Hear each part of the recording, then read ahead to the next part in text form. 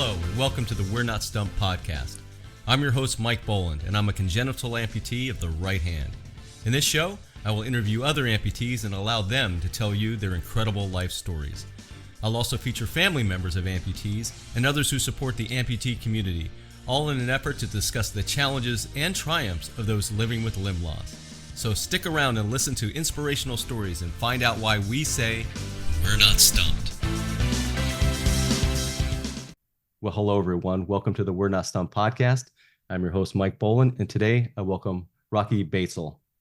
Rocky knew it was time for a change. After hearing about his grandmother's struggles opening up a very common but necessary item, he followed his mother's advice and developed a safer and more accessible solution. We're going to get into that solution today with Rocky. But first, I'd like to hear more about your life and your story, Rocky. We always start the podcast with a segment I call In Your Own Words. So let the listeners know a little bit more about Rocky. Awesome, Mike. And happy to be here. Very excited about your podcast. I love what you're doing. So my name is Rocky Batzel. I'm an inventor out of Scranton. I left medical school and jumped into the wild and crazy world of inventorship. I was tinkering around trying to figure my way out because I didn't know what I wanted to do. My mom came to me one day and was like, Rock, you want to think of something for these pill bottles. Graham can't get into them. So as I was thinking, now my mind is on how to revolutionize the child-resistant closure. I went to a wine and spirit store, and when I walked in, I saw a lady who was an amputee trying to, handing out wine, sampling wines. And I immediately went in my head, I'm like, how the heck do amputees open up bottles? And I made my way to the aisle. It was the fruity drink aisle. I remember it vividly because I'm not a fruity drink guy. I usually go to the bourbon aisle, but the bourbon aisle, I couldn't keep eyes on how she did it. So I had to see. So I was just kind of spying on her to see how she did it. And she had her technique, and it amazes me how when you don't have a limb, you figure it out. You find 1,000 ways to do all these sorts of things. You guys are inventors in your own right to figure things out. But I'm watching her, and she had her technique. She put the bottle under her arm, and she opened it, and it looked cumbersome. And I said at that point, I'm like, okay, whatever I invent here needs to be one-armed accessible. Got to be able to do it. And it's a huge problem, whether you're an amputee or hemiparesis after a stroke. There's about 12 million individuals out there in the U.S. alone that only have one arm to use. And we're talking about opening up medications. And this is something that people do every day, multiple times a day, whether it's a prescription drug or the over-the-counter medication. You have a headache, you want to pop a Tylenol, you don't want to be struggling with that. So, and been one of those overlooked problems that hasn't really evolved much in over half a century, about 50 years. And I said at that moment, got to be a change, and went on this journey to invent and launch out to the world the first ever one-armed child-resistant closure. Yeah, so you said that story in a nutshell, Mike. Well, and it's a great story. I know you said that we can be good inventors ourselves, but I also read that there's a lot of people that may have problems struggling opening up the medicine, that because of their struggle may not be taking the medicine that is very necessary to them. 100%, Mike. You get people that they can't get into it, so it frustrates them and they can't access it. And as we know, taking the medication on the proper regimen is an important aspect to your health. So yeah, you can't get into the bottle, they get frustrated and they don't take it. I've heard that many times, and it was something that I was almost surprised about. I'm like, wow, that's serious. And you don't want to be dependent on other people too to take it. I had a person come into my office, and his wife was in a cast. She just had shoulder surgery. Now, she wasn't an amputee, but she still only had one arm during this time. She's going to be in this cast for 2 weeks. And he was at work, and his wife was home alone, and she needed to take her meds, and she couldn't get into the bottles. She had to go to the neighbor's house to have them open them for her so she could take it. And he came to the office he heard what we were doing and requested a couple SnapSlides. I gave him a bunch, but it was just another story that it's like, whoa, there's a lot of people out there that this is a problem, and there needs to be a solution out there. Yeah, to your point, it's not just someone that maybe, born like me, let's say, but we had talked a little earlier. Let's say you break your hand and it's a temporary issue for yourself. It's not permanent. So you as the person, you're not thinking long term. And then lo and behold, you need to take your medication. What a great invention. And you only need one hand to use it, correct? Only need one hand. Yep. That was one of my goals. Once I was inspired by the lady in the wine store, it was one hand or nothing. It's hard to keep us hard to keep us one-handed people out of the wine. I'll tell you that. I can tell you that from personal experience, of course. And I think it helped me too, to get on that mission. Because I wasn't thinking one arm. The initial thing was make it less force and dexterity for my grandmother, those with arthritis, limited strength. Yeah. So that was the objective at the time. Once I saw the amputee in the wine and spirit store, kind of opened my mind up to a completely another world of accessibility, and kind of had me think outside the box a little bit as to, okay, how could you open it with one arm? So I think I owe a lot to the amputee community for helping me go outside the box and think of it. Well, this is definitely something that'll help, again, the amputee community, but so many other communities. What was the design process like? I hear that it's, a lot of trial and error for other inventors, but because you have multiple patents on this, what was that process like? It's a journey. Step one, you have the idea, comes to you in your head. For me, it came to me late at night, and boom, it just popped in there. I'm like, oh, the heck with torque. Let's do a linear slide action. And there's elements that you need in it. It's a two-part mechanism for child resistance. It needs to be simple and scalable, low cost. So you need certain criteria to be able to get into the market. You can't have it be wildly expensive. Yeah. It needs to be simple. So once you have the idea, now it's, okay, how do I get it on paper? You have to find the right artists. You need to find the right people that can do things that you can't. I'm not a great artist.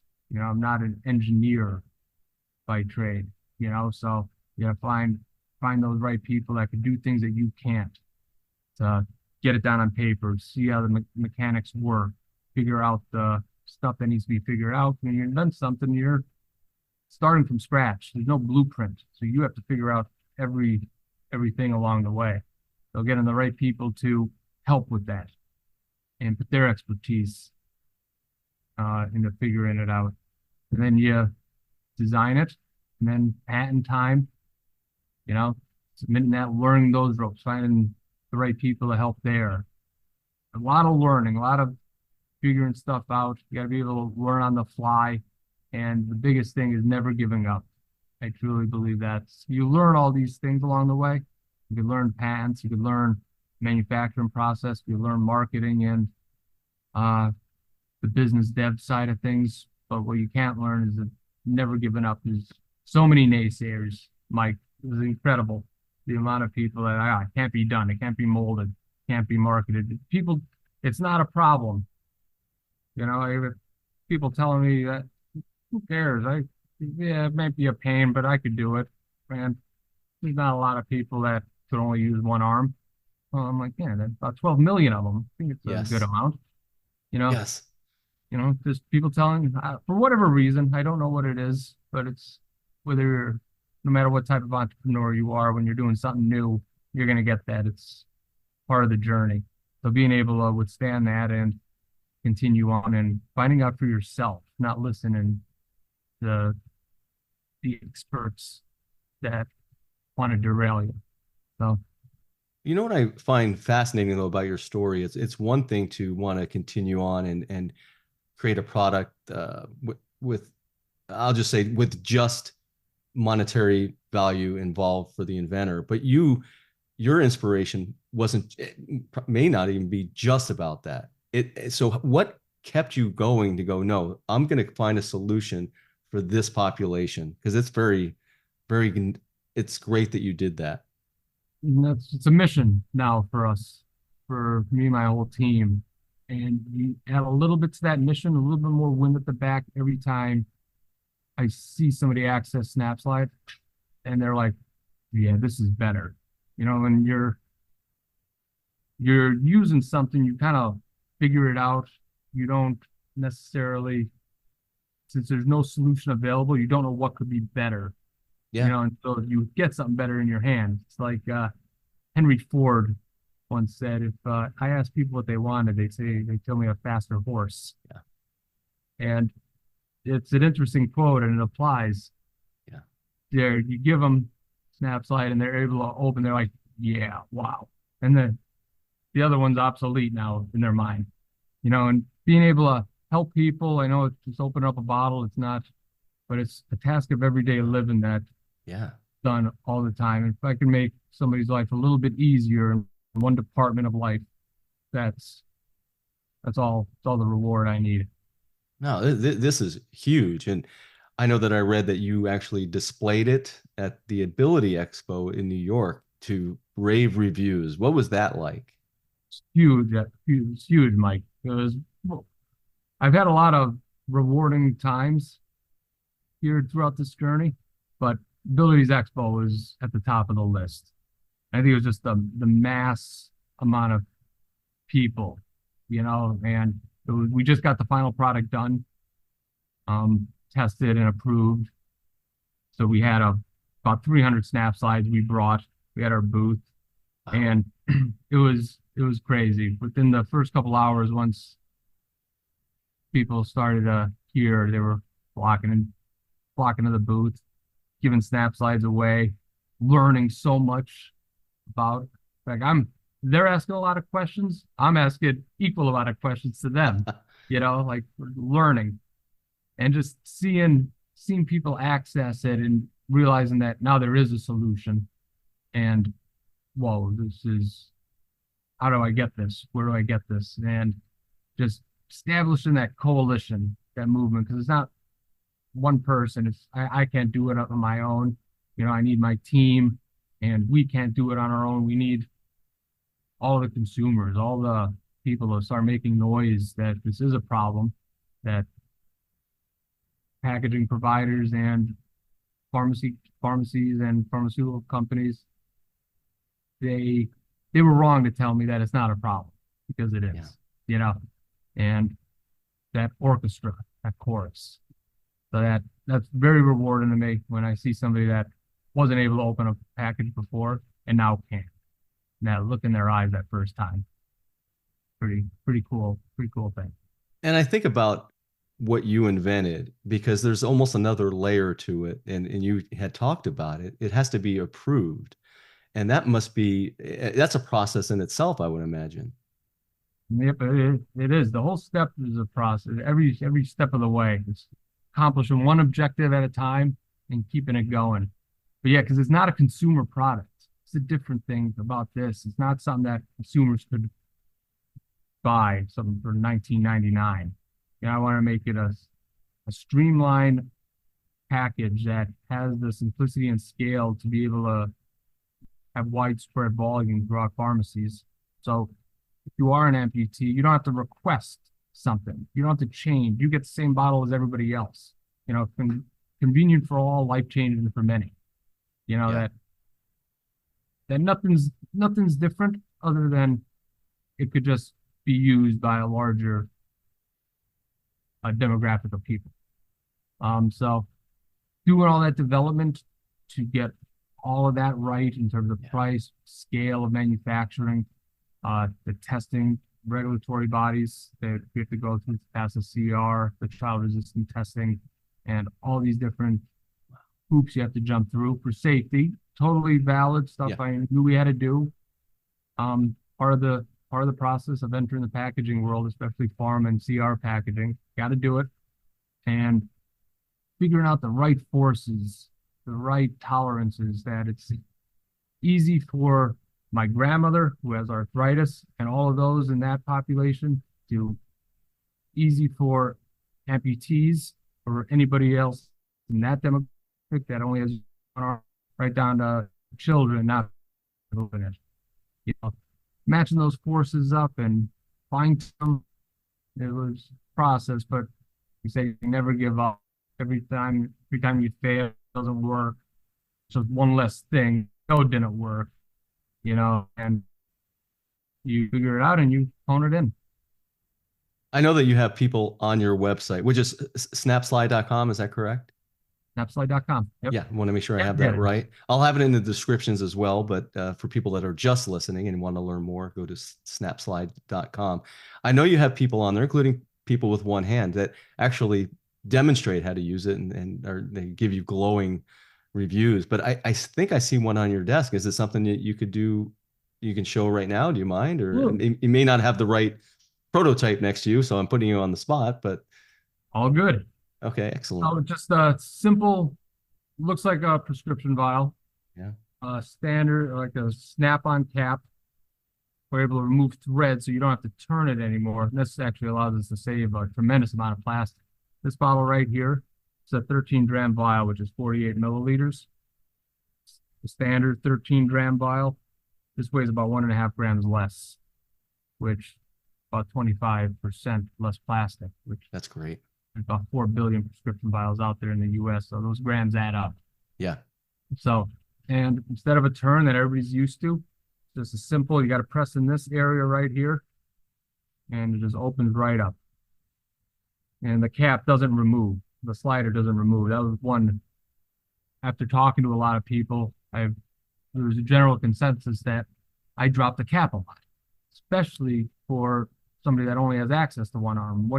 You have three things. You have your pill, you have the bottle, and now you have the cap.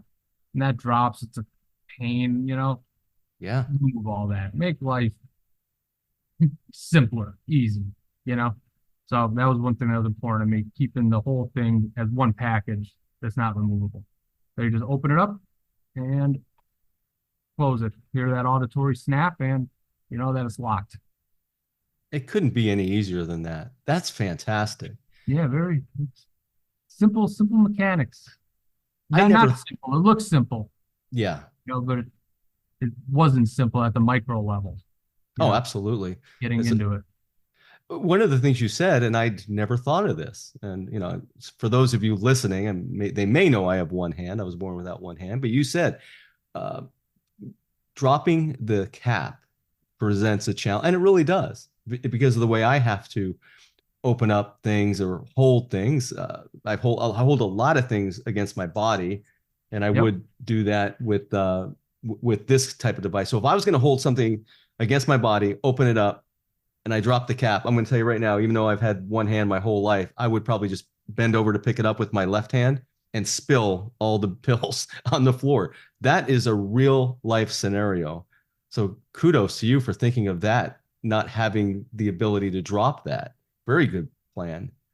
Thanks, I appreciate it. And I learned that by talking to people that are amputees, that do have hemiparesis, that had a stroke. So that's why it's important when you invent something, don't stay in your bubble thinking that you know everything. Talk to the real life consumers that are opening up packages every day to see what their pain points are, what they would like to improve, what bothers them, because you may find something that's, oh, you didn't really think of it or appreciate it. And once they say it, it makes total sense. Like, oh, the cap falling off. All right, yeah, I could see that being an issue. It's an issue for me. I dropped the cap. I don't want that. Yeah, I'd rather the cap not come off too. Yeah. And it's almost the discovery of the problems are more important than the solution to the problems, if that makes sense. Once I discover that there's a problem, now I can invent a solution for it. It's a discovery that is the most interesting for me. As you move forward and you look forward in your company, what's next? What are you looking to do in 1, 2, 5 years? How does that look for you right now? Step one is revving up the production and fulfilling our launch customers to get Snap. The goal is to get slides in every pharmacy in the country.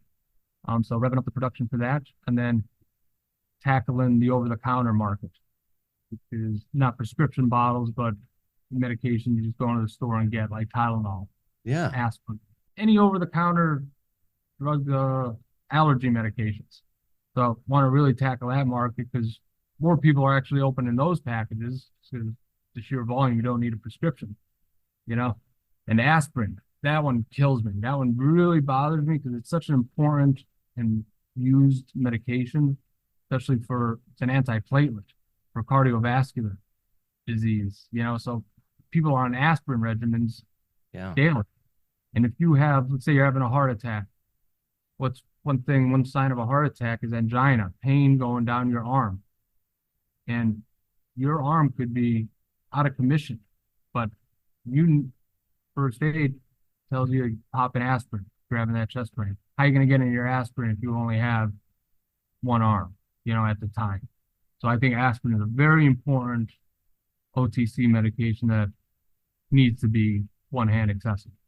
So what a great use case. I wasn't thinking about those use cases, but it's a different, for somebody like me, it's a whole different process to open that up. I kind of explained to you, I'll push it against here and try to turn it, and I could do it, but it's not as easy as what you have right there. And let's just say that we're talking about the wine. Let's say I had a little wine the night before and I wake up and I want some ibuprofen. Yeah, I'd rather have something very easy to open because of my own use case at times. You never know. Yep. And I've had people tell me that too. Like when I'm talking to other people, they're like, yeah, I hate those bottles. Even an able-bodied person, Yes. like a 20-some-year-old college kid, you know? Yeah. Like, I hate those bottles too. After I go out to my frat party and I have a rough night, I wake up, I'm a little woozy and I want to take my Tylenol and I struggle to get into it. You know, I just wanted to be quick. I'm like, there you go. You know? No, I agree. And that's why I'm really looking forward to where you go with this. And your next step is to try to get them into the pharmacies, you said? Yep. Those are our primary customers right now, pharmacies. And I think I read too that you were looking to maybe move some of your production. I can't remember where it is now, but maybe move it to Pennsylvania. Yeah, I would like to, once we have the scale, we're currently in Michigan. We have a manufacturer there, but I believe we're going to need multiple manufacturing plants around the country for just the sheer volume of prescription vials and especially over-the-counter prescription vials. Just in the U.S. alone, about 4 billion units annually. OTC, it's even more than that. We're upwards of closer to 10 billion. So, I mean, just the sheer volume of that requires multiple facilities pumping out units. And I would like to spread it out geographically throughout the different regions of the country to make it most efficient from a logistical standpoint. And PA, my hometown, NEPA, the chamber here has been great to us. Great. So manufacturing here, and also keep it up in Michigan. I think we're like at the end of the day, maybe 4 north, got Michigan out here, out the East Coast, PA, Northeast PA, down south somewhere, and out west. I haven't decided on those locations, but I think I'm locked into up in Michigan and NEPA here in PA. Well, I'm in Arizona, so if you need any help out in the West, kind of not all the way to the West, but kind of close. So if I was a pharmacist that was listening to this podcast, what would I need to do? I mean, I'm sure I can just go to your website and contact you, but is there any other things that maybe should be prepared beforehand or any advice you'd give them on how to proceed with your product? No, go to the website. You can shoot us a message there, the contact page. My COO is he does a lot of the outreach and talking to the pharmacies. I'll always get back to you, and we'll work out what you need, and either we'll fulfill it through our end via the manufacturer itself, or we're currently partnering with distributors, large wholesalers across the country, who fulfill through them. So we're working on those logistics right now, figuring out the best, most efficient way, because we want to make it as easy as possible for the pharmacies as well. You know, from their business perspective, you know, so make it easy for the consumers, but make it as streamlined and cost effective for the pharmacies as well. So it's an easy transition for everybody. Yeah, it certainly sounds like. And you mentioned your COO, and I apologize, I don't remember his name, but there was a great quote that I read from him, and I think you already alluded to it. When you watch people being able to open this, there's just a feeling of accomplishment, and they're really making a difference. So, what is your COO's name? Jason Serdoni, Yeah, great guy. Yep, he's yeah. my right hand. It's funny when you start, it's just you to start, and then the right people coming into your life at the right times. And Jason couldn't have found a better partner in crime than him. He's truly my confidant. He's Well, I may have my to right hire hand. him since I don't have a right hand, and he is one. I may have to hire him. I may have to hire him myself. So, No point intended, Mike. no, I know. I love having one hand. I think, so it's no problem for me. Hey, So, as you look forward we already talked about 2 to 5 years, but what else are you looking to expand and try to help other areas of disability? I would absolutely. I mean, I that's a tough question got because, my work cut out for me in yeah. this one, but I guess yeah, the spirit of that question, I guess, and I should have done a better job of asking it. If there is a person out there thinking, gosh, here's something that I struggle with because of my own physical, limitations.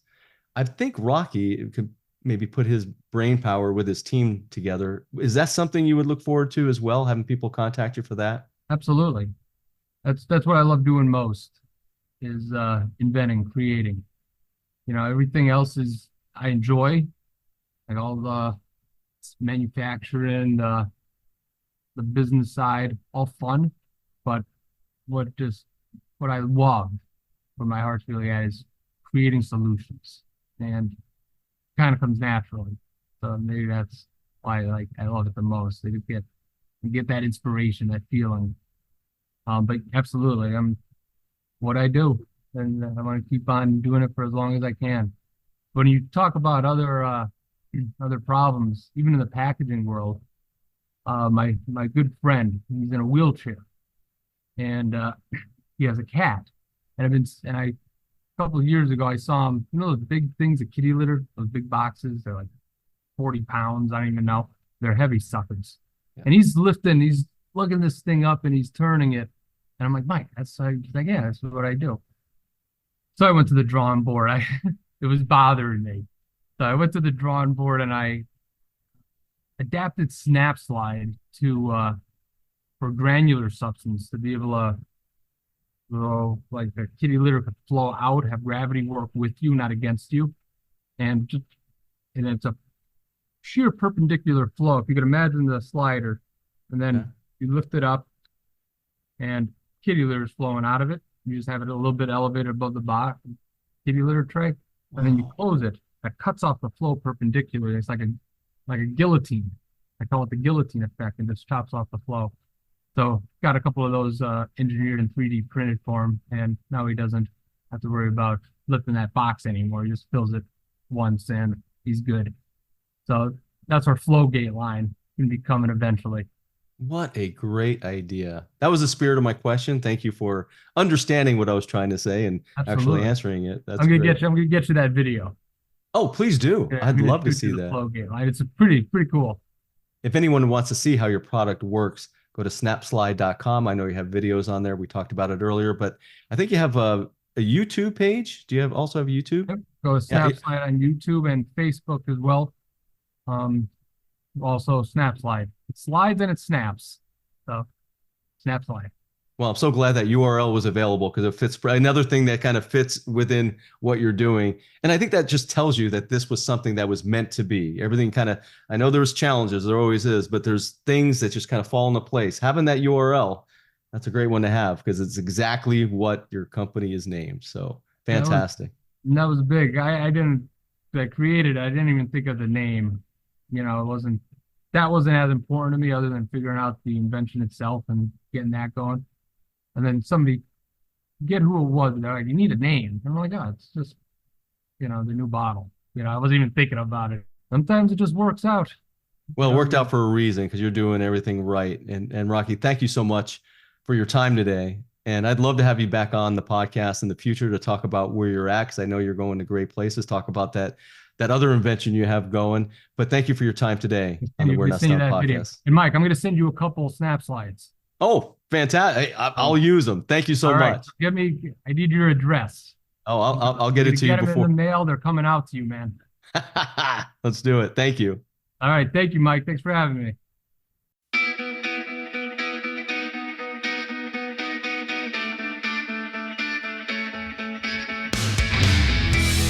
That was the We're Not Stumped podcast, hosted by Mike Bolland. If you want to be a guest on the program, reach out to Mike at his email address, mike@mikebolland.com. This podcast is produced by One Hand Man Productions. If you are looking to start your podcast, go to onehandmanproductions.com.